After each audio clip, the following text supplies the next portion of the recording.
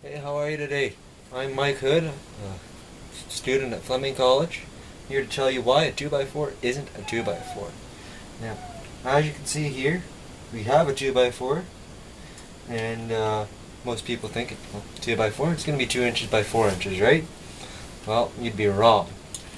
In actual reality, your 2x4 is anywhere from 3 1/4 to 3 1/2 inches wide, or right? And then your other side here, your narrow side, about 1 1/2 inches. So, in relation, you're getting a little bit less than what you paid for, but that's just due to dimensional lumber. I'll explain more later here. 1 1/2 by 3 1/2 inch. Don't you mean 2x4? No. Why is a 2x4 not a 2x4? The simple answer to this because the 2x4 you buy at your local hardware store is measured in dimensional lumber. And as I mentioned before, dimensional lumber is after rough cut.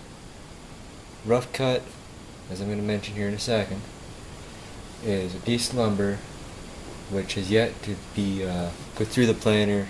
It's only been touched by the sawmill. So at that point in time, a 2x4 is a 2x4. Dimensional lumber is a piece of lumber that's been planed out. In the 2x4's case, a 1/4 inch has been moved from all sides of the piece of lumber, which brings the piece of lumber down to 1 1/2 by 3 1/2 inches. This chart shows the North American softwood dimensional lumber sizes ranging from 1x2s all the way to 8x8s. As you can see here, once again, your 2x4, it's 1 1/2 inches by 3 1/2 inches, or if you're metric, it's 38 millimeters by 89 millimeters.